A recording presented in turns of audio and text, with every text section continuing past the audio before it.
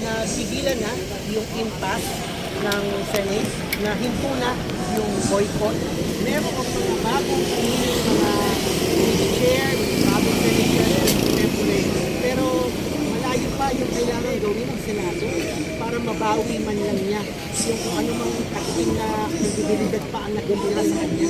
Kasi nga, hinihintay pa natin yung paglilitis sa impeachment trial. Hinihintay natin yung investigation sa flood control corruption. Lahat pa ito na binabantayan natin. So, mabuti tapos na yung boycott, pero hindi pa tayo pwedeng maging kampante dito sa nagaganap sila. Sir, balikan ko lang, for the past 3 days, the petition, Rami, another group po. Another one group. Mga magagawa sa iba't ibang sektor. Sobrang Nakikita na ordinaryo ang manggagawa for a government employee, hindi pa pumasok, wala kang sweldo, may consequences. Yung mga senador natin, hindi pumapasok, walang consequence, walang pagsasaalang-alang doon sa binabayad sa kanila ng taong bayan ng mga taxpayer. Talagang nakakalasok yung ganong klase ng attitude. Hindi niya ng public service na deserve ng taong bayan na pinipiga ng buwis buwan-buwan. Hindi yan ang ngayon po na may mga pinalitan na veterano, is it enough na pinalitan na sila or face siguro mapang maaari natin yung masabi na violations na kailangan nilang ano sinanahin natin na mangyari po sa kanila? Nasa mga senador yan, atin sa kanilang rules kung anong gusto nilang gawin na accountability ng boycott, lumabag sa kanilang mga kami, ang gusto namin makita dito, mas muna na yung trial. Sana na yung agreement, managot yung mga support sa corruption, kahit para sila ay sabi ko. Sir, kahit po medyo matigilan kanina ang pagkagawa natin ng isang ordinance, or baka mamaya nga po, ordinance natin sa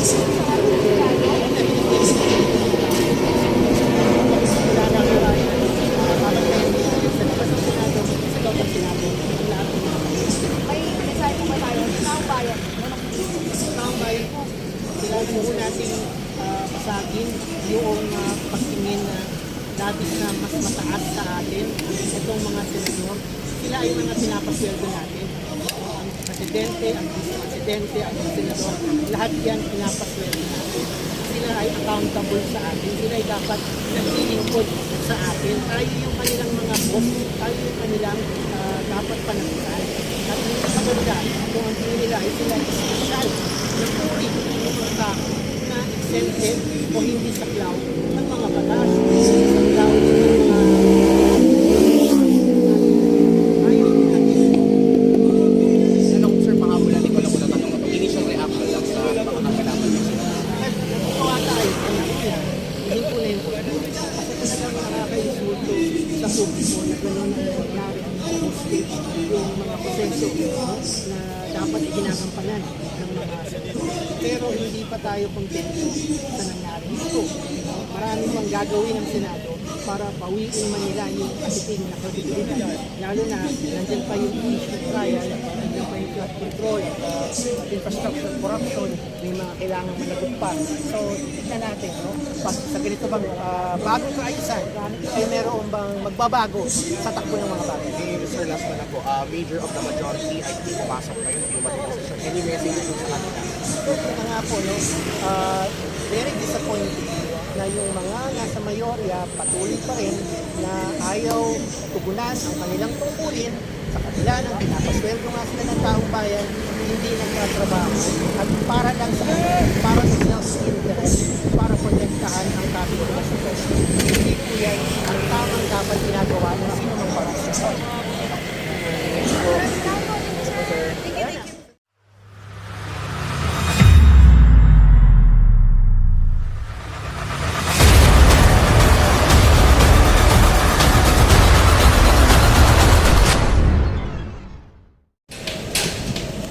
Ayun.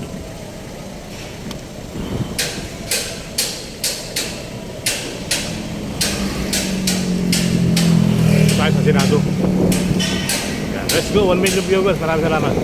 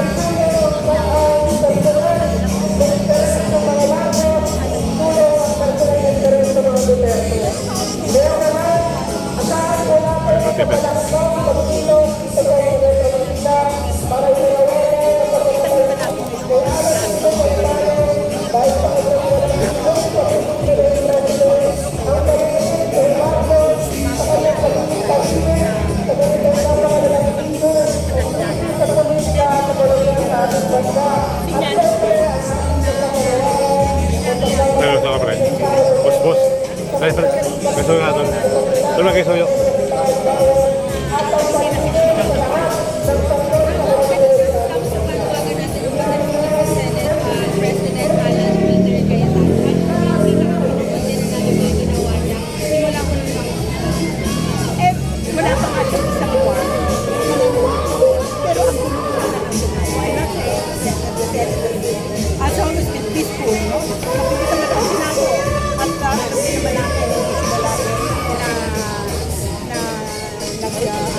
trabaho para sa pero sa ilalim talaga ni President Alan ay lalo malaki. Talagang parang sa akin walang kumbisista rin ako. Kailan ako nakakita ng ganito. Napakabastos. President ni Senate President, wala siyang pagdispeto. Kahit sa mga at lalo hindi wala siyang pagdispeto sa taong bayan. Pabayad ng taxes, pero pinawaldas nila. Ang pera ng taong bayan, meron silang mga sweldo, pero hindi nila ginagawa. Just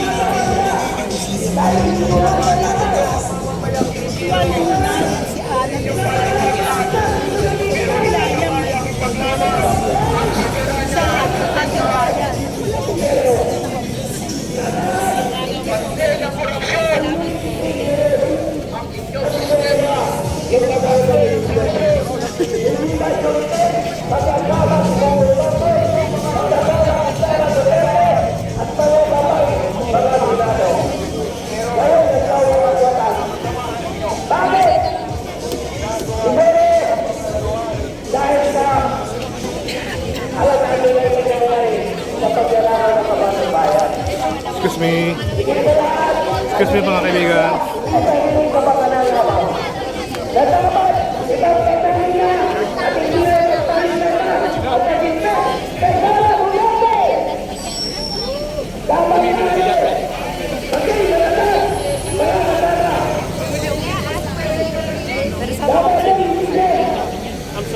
If you give me your Viber number or email, I can send you a link. It won't be for a while. It's not going to be like this.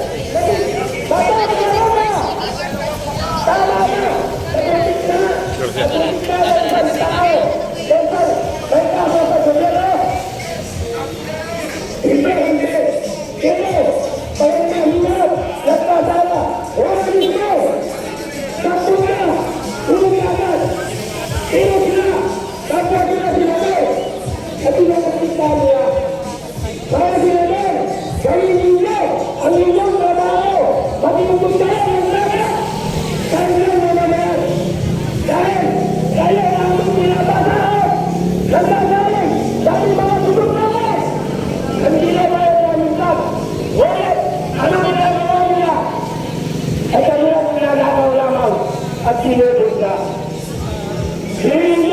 Hililyong pinto ang nawawala. Dahil sa pagtungkol na yan, na dapat lahat ng sangkot, dapat manawag. Dapat manawag yan. Hindi mo, mapusa na. Katulong mo. Manilala niya, ay ikalan nagugas na may lawag. Kailangan na, may sangkot. Dapat ang sangkot, at umayan sumuli. At palabutan, at kanilang mga nagawang kasalanan. Kaya ang ginagawa niya, hatanan pa rin sila sa nagtatago. Ngayon, sasabi natin, sinabi na natin, maraming nagagaling galaw, ngayon, ang sabihin na nagtala, ay nasa may pagbulo na kanilang ginagawa. So mga kasama, wag po tayong tumigil, wag po tayong sumuko, na isulong ang ating mga panawagan sa gobyerno, lalo na sa kaya lang bisis karon. Hindi nyo, maraming nabigtado, maraming nawalan ng hanap buhay, maraming nawalan ng tahanan na lang sa pagpunta na yan.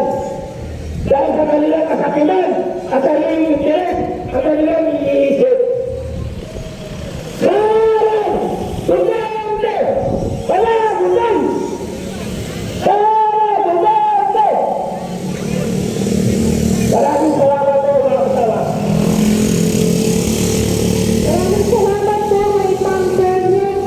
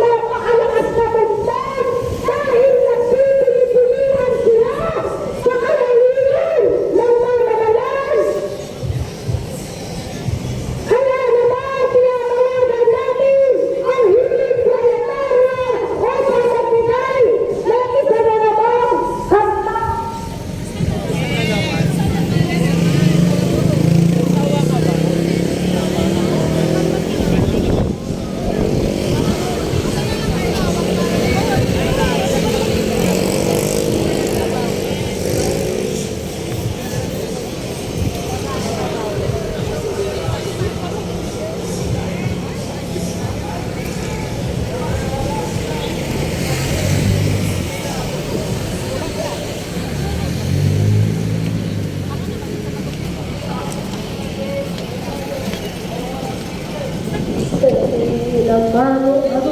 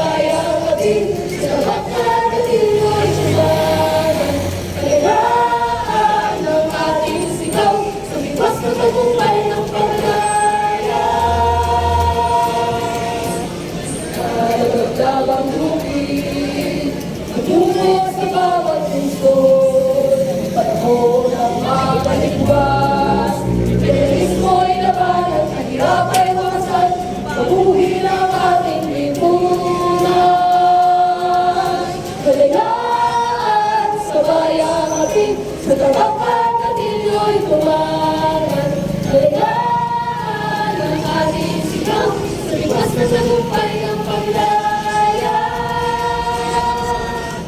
Kaligaan sa bayang laki, sa tapat na Diyo'y tumangan, kaligaan ang ating sigaw, sa lipas na tagumpay, sa lipas na tagumpay, sa lipas na tagumpay ng paglaya.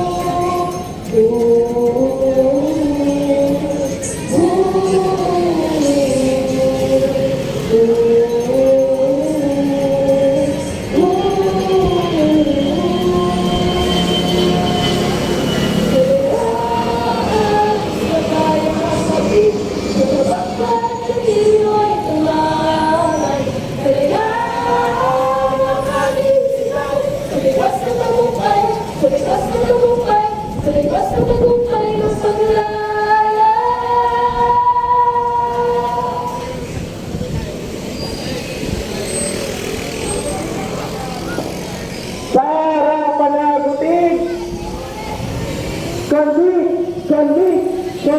sa alingaw.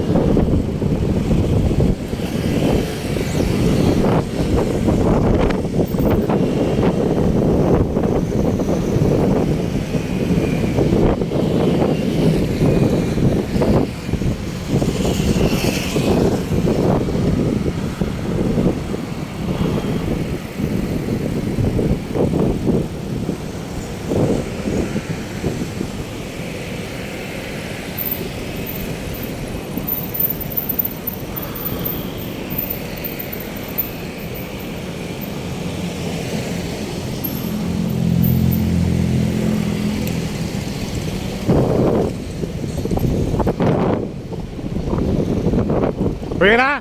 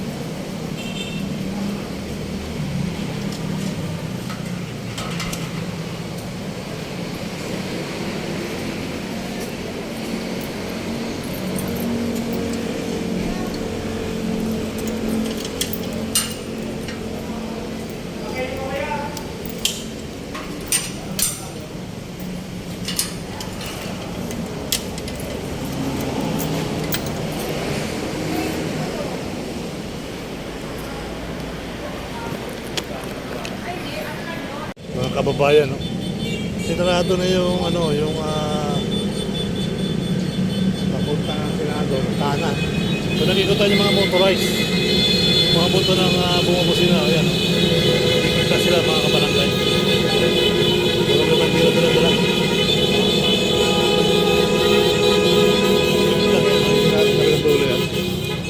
So let's go. Silipin natin yung kaganapan dito sa Senado ngayong araw ng Wednesday. Ayan, so hopefully tuloy ang buhay, tuloy ang live. Daan lang tayo dito, guys. Kung anong makita natin dito, ayun yung tayo lang, simple lang naman tayo.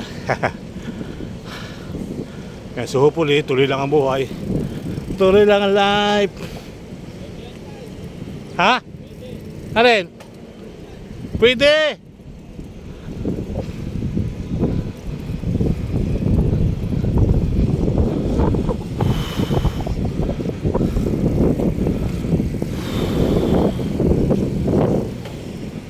So sinarado na yung kanang bahagi ng aking tinataha. So hopefully tuloy ang buhay, tuloy ang life.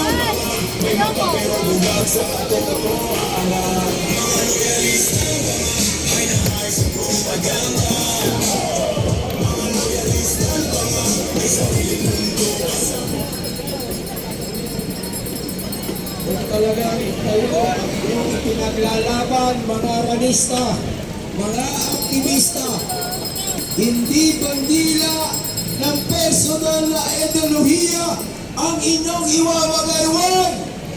Bandila ng Pilipinas! Bandila ng Pilipinas dapat iwagayway! Kayo ang mga hunyago, salot sa lipunan, parte ng korupsyon, dahil kayo ay isang mga manggagamit. NP, kasalut-salutan! Hoy! Mga Marcos Loyalist! Baka nalilimutan nyo kung sino may pinakamalaking flood control project! Ang gold reserve natin na ibenta na, hindi nyo alam yun! Flood control! Walang sinasagay ng katotohanan!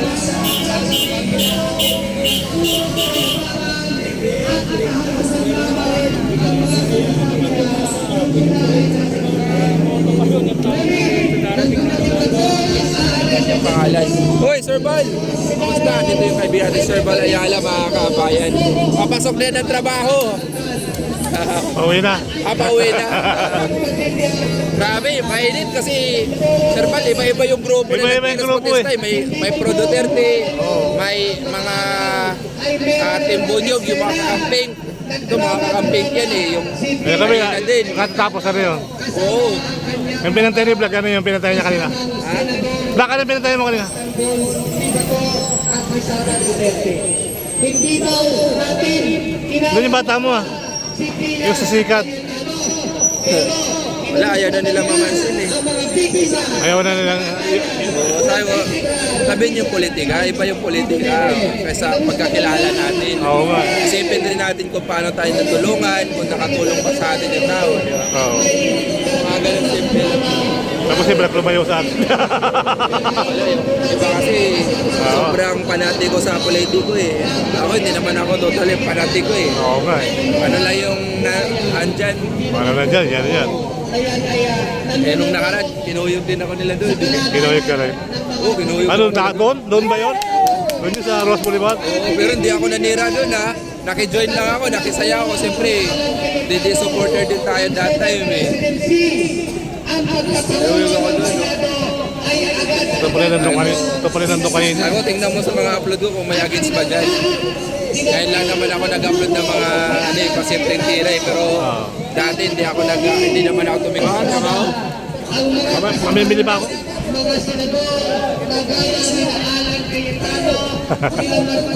Sige. Okay, ingat idol, ingat.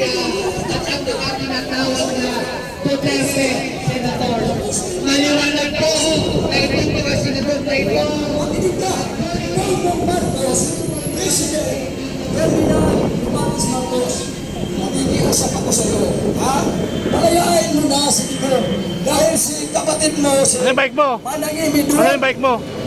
ikaw ang malakas ang loob, Kamotor ka na ikaw ang pala eh. nagpawal dyan. Huwag mo naman ganyanin si Digong, kaya nagagalit sa iyo ang buong Pilipinas, Kristiyano at saka Muslim, dahil si Duterte lang, at sa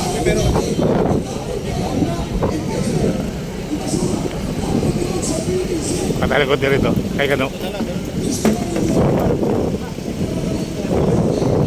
So natutuwa tayo na kahit pa paano na sigilan na yung impasse ng Senate, na hinto na yung boycott. Meron ang mga bagong piniling mga chair, bagong Senate president, pero malayo pa yung kailangan gawin ng Senado para mabawi man lang niya yung kung ano mang katiting na kredibilidad pa ang nagdumula sa kanya. Kasi nga, hinihintay pa natin yung paglilitis sa impeachment trial. Hinihintay natin yung investigation sa flood control corruption. Lahat na ito, mga issues na binabantayan natin. So, mabuti tapos na yung boycott, pero hindi pa tayo pwedeng maging kampante dito sa nagaganap sa natin. Sir, balikan ko lang, for the past 3 days, ilang beses doon, doon. Rani, another group po. Another one, group. Mga magagawa sa iba't ibang sektor.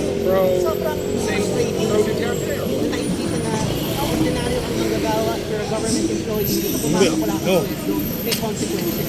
Yung mga senador natin, hindi pumapasok, walang consequence, walang pagsasaalang-alang doon sa binabayad sa kanila ng taong bayan, ng mga taxpayer. Talagang nakakaslaso yung ganong klase ng attitude. Hindi niya ng public service na deserve ng taong bayan na pinipiga ng buwis buwan-buwan. Hindi niya na-deserve.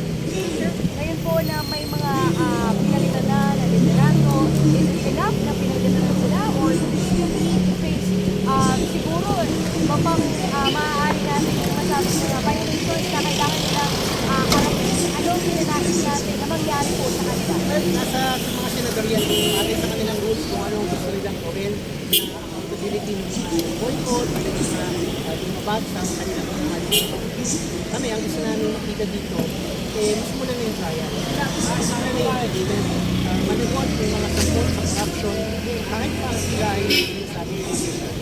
Sir, kahit po medyo mabilis lang kanina ang pagkagawa natin ng Pilipinas isang ordinance or baka mamaya nga po, yung ordinance natin sa Pilipino. Wala na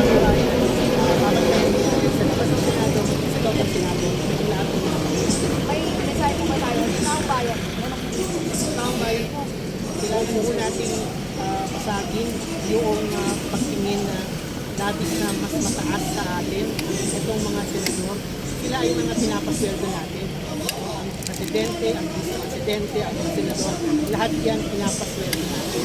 Sila ay accountable sa atin. Sila ay dapat naglilingkod sa atin. Tayo yung kanilang mga boss, tayo yung kanilang dapat panagutan. At yung maganda, kung ang tingin nila ay sila espesyal na puri ng mga tao na exempted o hindi saklaw ng mga batas, saklaw ng mga ayaw natin. Tanong sir, pahabulan ko lang muna tanong. Initial reaction lang sa mga nakalaban niyo sila. Natutuwa tayo sa nakita. Hindi po na yung kasi talagang nakaka-insulto sa publiko na gano'n ang nangyari sa hostage yung mga proseso na dapat ginagampanan ng mga senador. Pero hindi pa tayo kontento sa nangyari ito. Marami pang gagawin ng Senado para bawiin man nila yung kasiting na kredibilidad. Lalo na nandiyan pa yung impeachment trial, nandiyan pa yung flood control, infrastructure corruption, may mga kailangan managot pa. So, tignan natin, no? Pag sa ganito bang bagong kaayusan, ay meron bang magbabago sa takbo ng mga bagay? Sir, last na lang po. Major of the majority ay hindi pumasok kayo ng human rights session. Any message po sa kanila? Ito nga po, no? Very disappointing na yung mga nasa mayorya patuloy pa rin na ayaw tugunan ang kanilang tungkulin sa kabila ng pinapasweldo nga sila ng taong bayan, hindi nagtatrabaho at para lang sa para sa self-interest, para protektahan ang kapitol sa pwesto. Hindi po yan ang tamang dapat ginagawa ng sino mang parasyon.